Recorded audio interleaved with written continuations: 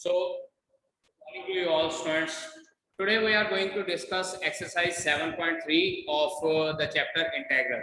7.3 exercise हम लोगों ने स्टार्ट करनी है और इसके लिए हम लोगों को क्या है कि ये जो एक्सरसाइज है इसमें ट्रिग्नोमेट्री के फॉर्मूले यूज होने हैं. So I have written here few trigonometric formulae from class 11 जो फॉर्मूले हम लोग इस एक्सरसाइज में यूज करेंगे. फॉर एग्जांपल sin 2x का फॉर्मूला क्या होता है 2 sin x cos x, या इन टर्म्स ऑफ टेंजेंट क्या फॉर्मूला होता है सिमिलरली cos x का formula cos square x minus sin square x 2 sin cos square x minus 1 या 1 minus sin 2 sin square x. इसी तरह से sin 3x का फॉर्मूला मल्टीपल एंगल में 3 sin x minus 4 sin 2x, cos 3x का formula 4 cos cube x minus 3 cos x. And similarly here यहाँ पे हमारे पास ये कन्वर्जन फॉर्मूले होते हैं जिसमें हम लोग एडिशन सब्ट्रैक्शन को मल्टीप्लिकेशन में कन्वर्ट करते हैं या मल्टीप्लिकेशन को इस तरह से एडिशन सब्ट्रैक्शन में कन्वर्ट किया जाता है. बेटा ये फॉर्मूले हम लोग इसलिए यूज करते हैं क्योंकि जो इंटीग्रेशन है इंटीग्रेशन में हमारे पास बेटा जो चीजें हैं उसमें हमारे पास साइन x का फॉर्मूला तो है लेकिन साइन स्क्वायर x का फॉर्मूला नहीं होता है. तो साइन स्क्वायर x का फॉर्मूला हम लोग इस फॉर्मूले से डेराइव करते हैं so that formula is converted into linear polynomial और लीनियर पॉलिनोमियल में sin x और cos x का इंटीग्रेशन हमारे पास प्रेजेंट होता है. इसी तरह से अगर हमारे पास इस तरह से ट्रिग्नोमेट्री में मल्टीप्लिकेशन की फॉर्म में आ जाए और इंटीग्रेशन में मैंने बताया कि मल्टीप्लिकेशन का कोई फॉर्मूला नहीं होता जस्ट डिफरेंट मेथड्स अप्लाई करते हैं. तो यहाँ से हम लोग क्या है कि जो मल्टीप्लिकेशन में टर्म्स होती हैं उसको एडिशन सब्ट्रैक्शन में कन्वर्ट कर लेते हैं सो दैट कि हमारे पास जो रिजल्टेंट सिंपल इंटीग्रेशन आ जाए और हम लोग उसका गिवन स्टेटमेंट का इंटीग्रेशन कर सकें. ठीक है बेटा जी. So you need to note down these फॉर्मूले. अगर आप इसको नोट करना चाहते हैं तो नोट कर लीजिए या अगर आप लोग इसका स्क्रीनशॉट लेना चाहते हैं तो स्क्रीनशॉट ले सकते हैं. ठीक है बेटा. First question is integral sin square 2x plus 5 dx. अब बेटा एक बात ध्यान दीजिए कि sin का इंटीग्रेशन का फॉर्मूला तो पढ़ा है लेकिन sin स्क्वायर का इंटीग्रेशन का फॉर्मूला नहीं पढ़ा. सो यहाँ पे हम लोग क्या करेंगे कि जो ये गिवन पॉलिनोमियल है इसको हम लोग लीनियर पॉलिनोमियल की फॉर्म में कन्वर्ट करना चाहेंगे. और लीनियर पॉलिनोमियल की फॉर्म में कहां से कन्वर्ट करेंगे देखिए हमने एक फॉर्मूला पढ़ा है cos 2x = 1 minus 2 sin square x. यहाँ से अगर हम लोग sin square x की वैल्यू निकालना चाहेंगे तो sin square x की वैल्यू बेटा जी आ जाएगी हमारे पास 1 minus cos 2x over 2 means two से यहाँ पर जो एंगल है यहाँ पर cos की फॉर्म में जब कन्वर्ट करेंगे तो एंगल डबल हो जाएगा. तो इसको यहाँ पे हम लोग कन्वर्ट करना चाहेंगे it will become 1 minus cos 2 into 2x plus 5 divided by 2 dx. Now this will become integral 1 by 2 minus 1 by 2 cos of 4x plus 10 into dx. और इसके बाद दोनों को सेपरेट कर देना है. इंटीग्रल 1 by 2 dx सेपरेट हो जाएगा minus 1 by 2 integral cos 4x plus 10 dx separate हो जाएगा. अब यहाँ पे देख लीजिए मेरे पास cos जो है लीनियर पावर की फॉर्म में रह गया है. यहाँ sin स्क्वायर की फॉर्म में था लेकिन अब ये कन्वर्ट होकर लीनियर पावर की फॉर्म में हो गया. तो now I can apply the formula. 1 by 2 का इंटीग्रेशन हो जाएगा 1 by 2x minus 1 by 2. cos का इंटीग्रल होता है बेटा जी sin 4x plus 10. और बेटा एक छोटा सा चेन रूल मैंने बताया है कि x के साथ जो चीज मल्टीप्लाई हो रही है उसके साथ हम लोगों ने डिवाइड कर देना है. So ultimately the answer for this question is 1 by 2x minus 1 by 8 sin 4x plus 10 plus c. And this is your answer for this question. ठीक है. अब बात करते हैं सेकंड क्वेश्चन की. Now see second question. Second question मेरे पास है बेटा integral sin 3x into cos 4x dx. अब देखिए यहाँ पे मल्टीप्लिकेशन है. मल्टीप्लिकेशन का इंटीग्रेशन में कोई फॉर्मूला नहीं है तो हम लोग सिंपल सी बात करते हैं इसको एडिशन या सब्ट्रैक्शन में कन्वर्ट करते हैं. और एडिशन सब्ट्रैक्शन में कन्वर्ट करना है तो अब बेटा हम लोग करेंगे क्या कि इसमें 2 से मल्टीप्लाई डिवाइड करेंगे पहले. जब 2 से मल्टीप्लाई डिवाइड करना है क्योंकि फॉर्मूला 2 sin cos की फॉर्म में होता है तो बाहर 2 से डिवाइड करेंगे अंदर 2 sin 3x cos 4x dx. अब यहाँ पे हम लोग फॉर्मूला लगाते हैं जो आज फॉर्मूला बताया है 2 sin cos का that is sin a plus b plus sin a minus c. ये हो जाएगा sin of 3x plus 4x plus sin of 3x minus 4x into dx. सो इसके बाद हम लोग क्या करते हैं, this is equals to 1/2 integral sin 7x हो जाएगा plus sine of -x and this is dx। अब we know that plus one class में हम लोगों ने किया है कि साइन ऑफ माइनस थीटा जो होता है वो माइनस साइन थीटा होता है, that is sine of x is equals to minus sine x। So it will become 1/2 integral sin 7x dx minus 1/2 integral sin x dx। उसके बाद sin 7x का integral minus cos 7x over 2 multiply by 7 क्योंकि x के साथ 7 multiply हो रहा था, and here it is plus cos x divided by 2 क्योंकि sin x का इंटीग्रेशन minus cos x होता है। तो अब इसको आंसर लिखना है तो we can write down -1/14 cos 7x plus 1/2 cos x plus c, and this is the required result for this question. Question number 3, integral cos 6x cos 4x into cos 2x। बेटा यहाँ पे cos 2x into cos 4x into cos 6x लिखा हुआ है, मैं cos 6x पहले ले लेता हूँ, ज्यादा बड़ी टर्म है, that's why I am taking it on the first part। अब इसके बाद सेम वही concept 1/2 into 2 cos 6x into cos 4x और मल्टीप्लाई बाय cos 2x। अब इसके बाद हम लोगों ने फॉर्मूला पढ़ा है 2 cos cos का, it will be cos a plus b plus cos a minus b। So it will become 1/2 integral cos a plus b plus cos a minus b, and this will be multiplied with cos 2x dx। अब ये हमारे पास बनता है 1/2 integral, ये आ जाएगा cos 10x, जब cos 2x के साथ मल्टीप्लाई होगा it will be cos 10x into cos 2x dx plus 1/2 यहाँ से आएगा cos 2x, वो cos 2x इस cos 2x के साथ मल्टीप्लाई होकर cos square 2x हो जाएगा। अगेन यहाँ पे फिर से मल्टीप्लिकेशन है, मैं 2 से मल्टीप्लाई डिवाइड करूंगा यहाँ पे फिर से, it will become 1/4 into integral 2 cos 10x into cos 2x dx। यहाँ पे चलिए बाद में फॉर्मूला लगाएंगे। अब अगर इधर बात करें तो ये मेरे पास फिर से स्क्वायर वाली टर्म है और cos 2x का फार्मूला एक होता है 2 cos square x minus 1, 2 cos square x minus 1। अब वहां से अगर हम लोग डेराइव करते हैं तो cos square 2x का फार्मूला बनता है बटा 1 plus cos 4x over 2 into dx, क्योंकि बेटा जो cos square x है यहाँ पे देखिए cos 2x का फार्मूला होता है 2 cos square x minus 1। अब यहाँ पे अगर x की जगह पे 2x है तो यहाँ पे भी 2x की जगह पे 4x हो जाएगा। तो इस फॉर्मूले से हम लोग ये फॉर्मूला डेराइव करते हैं। अब यहाँ पे भी ये लीनियर टर्म में कन्वर्ट हो गया, इधर मैं फॉर्मूला अप्लाई करने जा रहा हूँ, this is equals to 1/4 integral 2 cos cos will be cos c plus d plus cos 10x minus 2x, इस तरह से हो जाएगा, इसके साथ dx मल्टीप्लाई हो जाएगा एंड 1/4 बाहर, यहाँ पे ये 2 और 2 मल्टीप्लाई हो गए, यहाँ रह जाएगा 1 dx और फिर से 1/4 यहाँ रह जाएगा cos 2x नहीं 2x नहीं 4x dx। Now this is cos 12x, तो ये हमारे पास आता है 1/4 into cos integral cos 12x dx 12x dx plus 1/4 integral cos 8x dx plus 1/4 integral 1 dx plus 1/4 integral cos 4x dx। अब इसके बाद इंटीग्रेट करते हैं ये सारी टर्म्स को, हमारे पास आता है cos 12x का इंटीग्रल बेटा क्या बनता है, it will be sin 12x divided by 12 और 12 4 का 48। इसी तरह से जो नेक्स्ट 8x वाली टर्म है इसका लिखेंगे sin 8x और डिवाइडेड बाय 8 4 का 32। 1 का इंटीग्रल x हो जाएगा, it will become x/4 plus cos 4x का इंटीग्रल sin 4x और नीचे वाले 4 से मल्टीप्लाई होकर वो 4x का 16 हो जाएगा।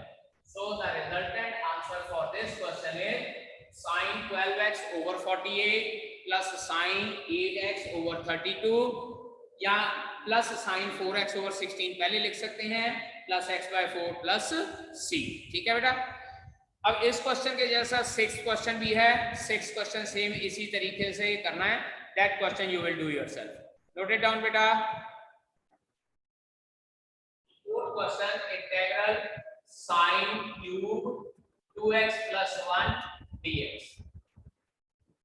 sin cube 2x plus 1 dx को करना है। अब देखिए पहला मेथड क्या है, इसमें हम लोग इस तरह से कर सकते हैं sin square 2x plus 1 into sin 2x plus 1 into dx। उसके बाद जो पहला sin स्क्वायर x है इसको हम लोग लिख रहे हैं this will be equal to 1 minus cos square 2x plus 1 into dx और साथ में sin 2x plus 1। अब इसके बाद बेटा मैं क्या करता हूं, put cos 2x plus 1 is equals to t, method of substitution. Put cos 2x plus 1 is equals to t और जब डिफरेंशिएट करते हैं ये आ जाएगा minus sin 2x plus 1 into 2 into dx is equals to dt। ये 2 multiply इसलिए हुआ है चेन रूल के साथ। ठीक है, तो यहां से sin 2x plus 1 into dt dx जो है ये -1/2 dt बनता है।